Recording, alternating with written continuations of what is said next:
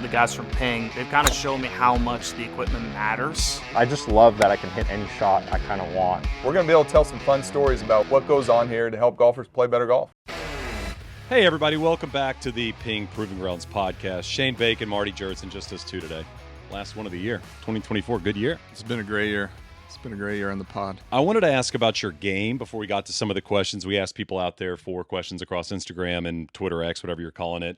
We got some good ones. We got some nerdy ones. I mean, it's stuff I expected to get, but you had a good summer. Can you give us kind of a recap highlight? I don't think we really talked about this on the podcast, like a highlight of the way you played throughout the summer.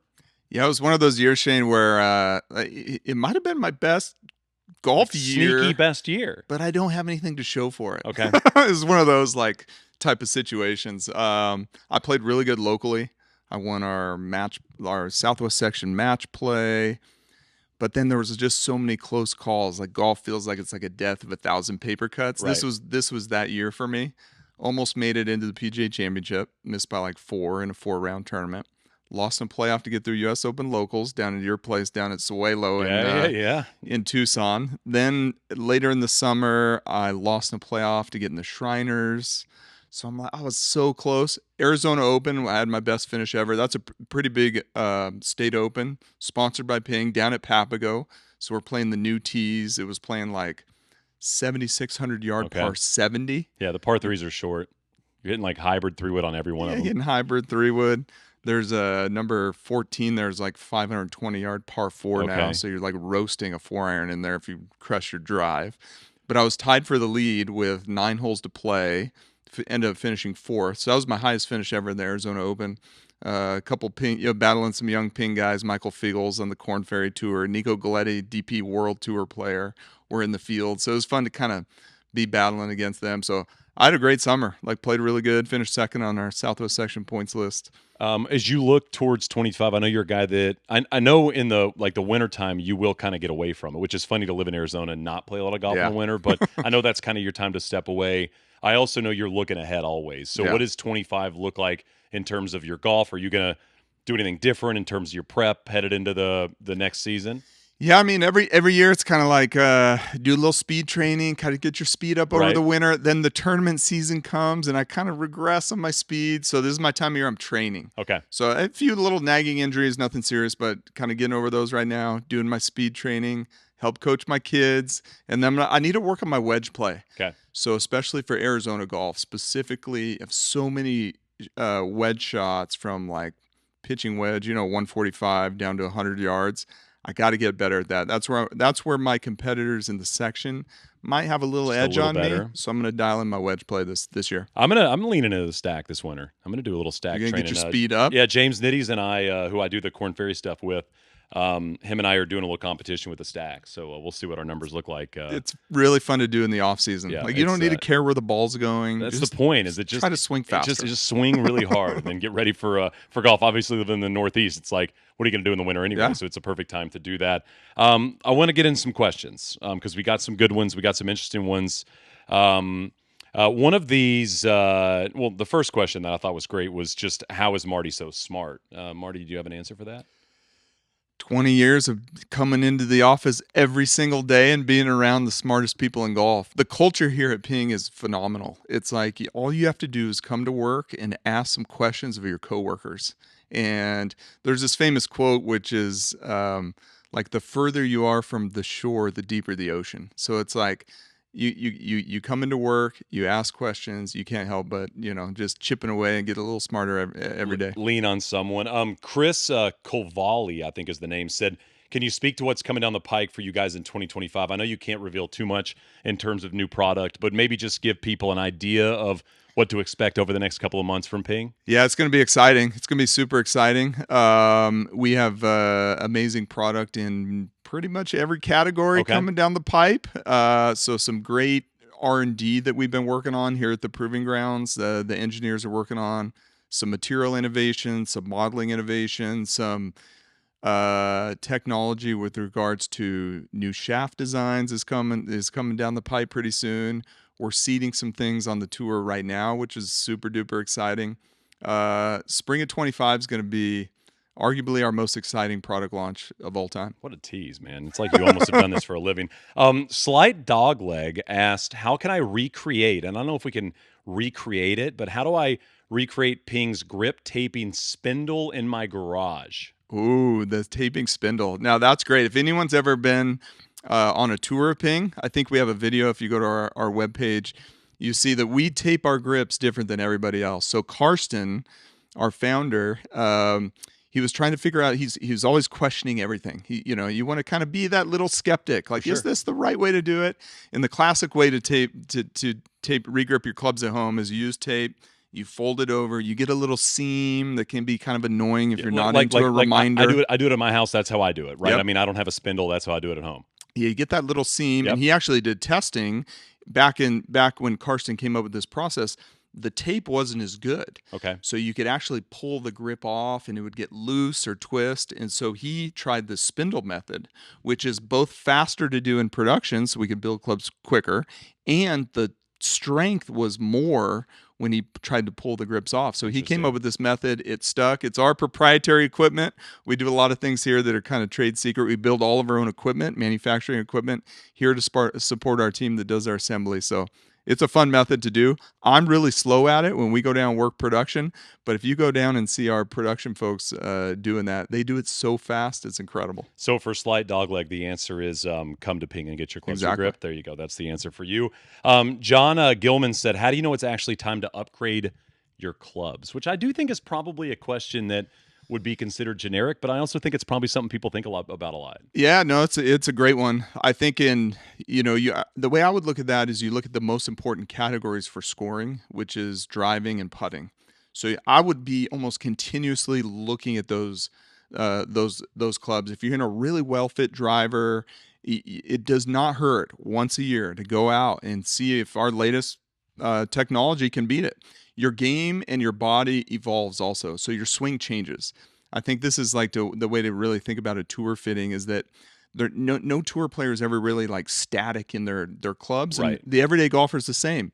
Your swing could change, your angle of attack could change, things of this nature. So at least once a year, I would go check in on your driver, make sure it's fit well. We actually have tools built into our apps we make, like Ping Copilot, that can do a strokes gain comparison.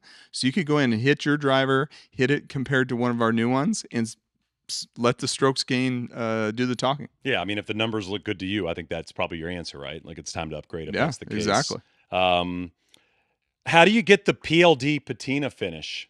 Somebody asked. It's very popular, and it's one people I think are big fans of. The patina is a beautiful finish, and what patina is, it's kind of like an oxidation process. So when it happens out on, I don't know, you have like a copper wind chimes, and they have that turquoise color to it, or the Statue of Liberty is the kind of a version of a patina finish. It's a natural oxidation that occurs out in the natural environment on certain types of alloys. Well, we have a way to do that in a super controlled fashion that gets that oxidation to occur perfectly uniform on the putter. So you get that beautiful look, that beautiful oxidation. So it's a chemical process that we do under very strict process controls that allows us to get that uniform look.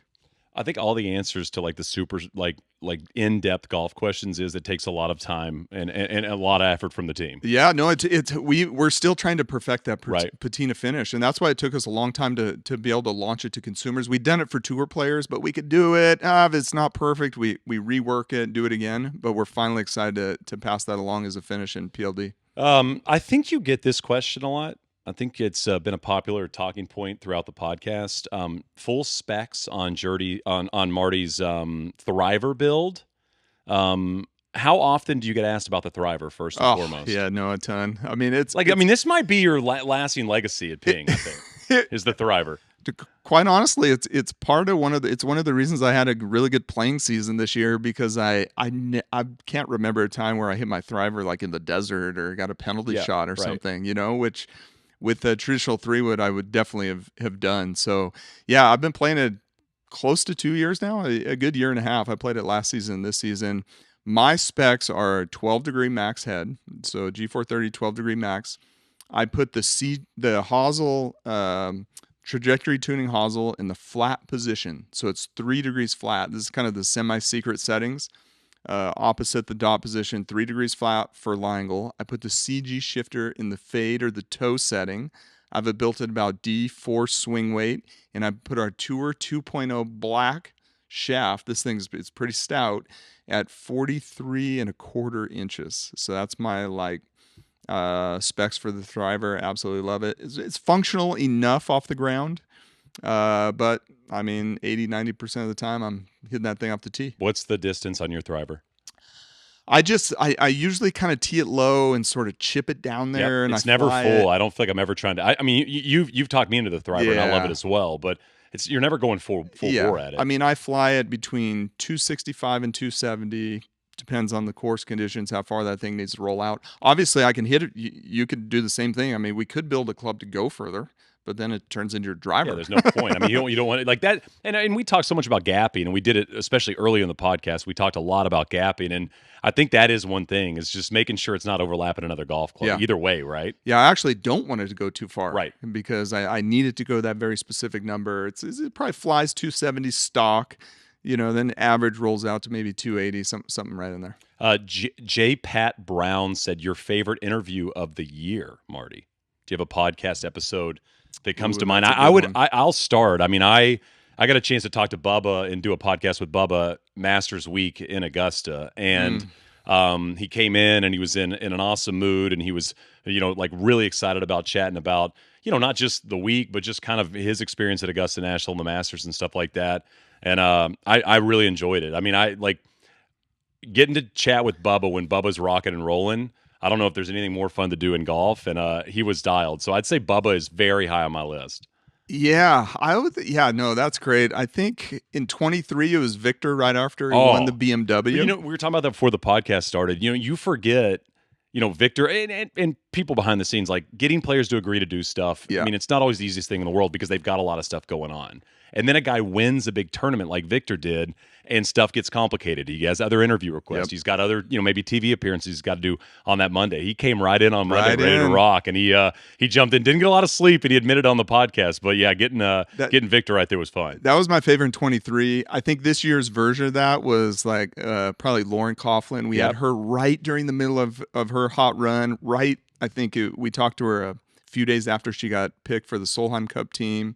So I would say, pretty close between her and Matt McCarty. Yep. We had both of them on right, and similar to Victor, I love talking to the players right when they're in the middle of their golf heaters. The McCarty one was great. I mean, obviously getting a chance to, like, I've known Matt for a long time, but getting a chance to kind of cover that Korn Ferry Tour run, and it felt like every single week, and to see it click in. I mean, he came so close in 23 to get his PGA Tour card. I mean, he missed out basically making a big number on the last hole of the finals. I mean, that was what kept him from getting his PGA Tour card. And guys can go away. It's easy to go away when something like that happens. We actually had an unfortunate situation at Q School last year in 23 where a guy had a penalty and really struggled this past year in terms of playing. I mean, he was very close to getting his PGA Tour card that way, and to see Matt bounce right back and then to find this form and him talk about it on the podcast, I would urge people, you mentioned the Lauren episode, which I thought was great. Yeah. I would tell people if there's a couple to go back and listen to Matt's story is very cool, seeing guys kind of do that level.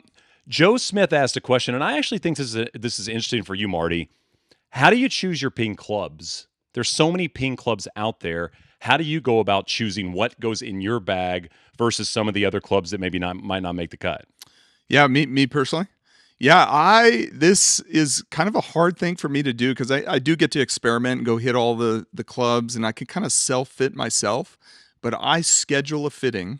And when we talk to the Summerhays family, they do this too. Yep. They have Summerhays Day here at Ping. Yep, everybody where comes the whole through. family comes in. It's like a pilgrimage. They come in. They all get their bags settled for the most part. Obviously, they make little micro tweaks throughout the year. I make a very concerted effort to schedule a fitting for myself. So with our master fitters, maybe with Brad Millard, one of our PGA Tour reps, who's a great fitter I've relied upon for a long time. And I just blank out. I just tell them, treat me like you've never seen me before, right? And fit me into whatever. And I love doing that. And that's when I can open the door to maybe try something they haven't tried normally. Brad Millard was the one that got me into the shaft that I use. Been using my driver for the last couple of years, the RDX Blue shaft. I would not have known that, right? And so that's what I try to do and be super open-minded about it. Now, yeah, I do kind of know I'm gonna be a Blueprint S type of player. That's what I was gonna say. For you, I'm sure it's tough because I'm sure you go into it. I mean, you can tell a fitter, approaches like you've never met me before, but you know so much about all the golf clubs. I'm sure you already have an idea of what you're going to be playing, and then to be a little bit more open-minded, I bet is important to go in there just because you might throw a 4-iron in you weren't going to play before. Yeah, and that's really where it comes down, those transition clubs. So 4-iron, do I need to go to a different 4-iron solution, maybe a different one for different conditions, different time of year? Brad Millard got me into playing the Blueprint T and the pitching wedge. Absolutely love that. It's one of my favorite clubs. Yeah. So different players with different skills, they can switch blueprints in different parts of the bag. I can play the Blueprint T pitching wedge. Jacob Clark got me in a great mix. I played the wide sole, our W 56 degree. You talked me into this. I mean, I do the same thing now. Yeah. And I would urge people if like it's great for bunker play. I think that was one of the reasons you talked me into it was long bunker shots. If you got deep bunkers at your club and stuff like that, the wide sole 56 has been a big win in my bag. Yeah. So that was Jacob Clark's kind of cheat code from the tour, is to really create a bigger differentiation in your sand wedge and your lob wedge. Because I think the default is, I'll play the S grind in my sand wedge, I'll play that in my lob wedge. There's a lot of benefit to having that wider sole in your sand wedge. I'm a little steeper. You get a little steep from time to time. And then playing a totally different greenside optimized lob wedge. So I play our T grind traditionally in the lob wedge. Well, and what I've noticed with the two different options in the 56 and the 60 is around the greens as well. Depending on where you're playing in the country. I mean, some of the times it's important to go with that wide sole 56 with a shot you might hit 60 with, just because you've got a little bit more club to work with there. Yeah. G Shaw Golf said, why does Ping have different lie angle increments between clubs that the other manufacturers, and why does this make the delta larger within a set? Ooh, that's a great question. So this is for the golf techies out there. So if you go on our website and you look at the length of our irons, then our lie angle. We changed the lie angle at 3/4 of a degree more upright per every half inch shorter you go in the club, right? So this kind of ratio is a little bit different than what we've seen some of the competitors do, where they traditionally have been more about half degree per half inch. So every club gets a half degree flatter. Ours get a 3/4 of a degree flatter as you go more longer in length. We've found that we've came to that conclusion on our own independent research. So player testing, dynamic delivery with our motion capture system. Now we have Arccos on-course data, because that's the ultimate kind of viewpoint, is, are players missing the ball right on the golf course? And we saw that players with their long irons, looking at our Arccos data, do tend to still miss the ball right a little bit, right-handed golfers with their long irons. So we have no reason to believe in both the 3D delivery and the on-course data with Arccos that we should be making our long irons flatter. If anything, it would exacerbate a problem that already exists. So that's a really fun one. We actually see the perspective is we don't know why the others are at a half degree. Yeah, for you it makes sense. Yeah, but that being said, we do have a lot of golfers that, and one of the benefits of our color code system, you can play different color codes in different parts of your irons if you go through a fitting process. And if you are a golfer that might have a different kind of transition of your long irons to short irons, you can play a different color code in your short irons than your mid irons and your long irons. We kind of, around here in the Pingdom, we kind of call that rainbowing your set. Gotcha. You can play different color codes in your set design. So we still have that ability to do it for the individual golfer. But on the macro level, we like 3/4 of a degree per half inch. All right, Marty. Very important question. I did not prep you for this. Best shot you hit in 2024. Single best golf shot. It doesn't have to be a tournament golf shot. Do you have a golf shot that stands out in your brain that you'll take into 25 and go, I need to remember to hit that one? Oh, okay. Up in Flagstaff, Forest Highlands. Have you played Forest Highlands? Okay, Forest Highlands. Well, and for people that don't know Arizona, one of the best courses in Arizona, if not the best golf course. Up in the pine trees, 7,000 feet. The 18th hole on the Canyon course, which the Canyon course is tough, is a par 5. This is a Weiskopf. It's split fairway. So you got fairway to the right. Then the hole's designed to lay up, like a 3-shot hole. hit your tee shot over to the right. If you hit it down kind of the right side, you got a hanging lie, ball above your feet. Actually, I think Weiskopf got a lot of inspiration on Canyon from Augusta. Okay. Because you end up with these little hanging, hey, why is the ball above my feet? I got to hit this cut shot. You know, it's kind of like 13. Counterintuitive, right? It's like you're trying, the ball wants to go left and you want the ball to go right. So I hit a tee shot. I'm just playing a casual round with some friends over to the right center of the fairway. You're blocked out by the trees a little bit. So it's all day long the play is to lay it up. Just hit your 8-iron over there and hit a If you're playing a tournament, are you laying up? Oh, 100%. Okay, for sure. All day long. But I got like 260 to the hole. You know, it's up at elevation. But you got to hit about a 30-yard banana cut. Normally that would be, you know, okay to do, but you got two things going against you. One, the altitude. The ball doesn't curve as much up there. Literally curves half as much at 7,000 feet. Two, the ball's above your feet like this. I'm like, this is worth a shot.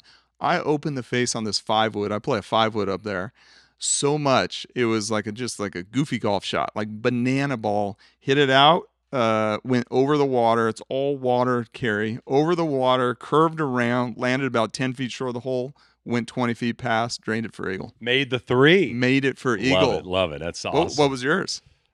Well, I made a hole-in-one this year, but it was on a par 3 course, which, as you know, I think some people debate that. Is it a real hole-in-one? You know, here's kind of my point on it. Every golfer in the world steps on every tee that they've ever played, and the goal is to make the shot in one. So to me, it's like you made it in one. That's kind of a win.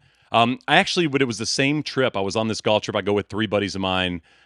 We try to go once a year somewhere. And I was playing this money game, and I was getting crushed. I mean, we're like 7 holes in. I'm playing pretty good.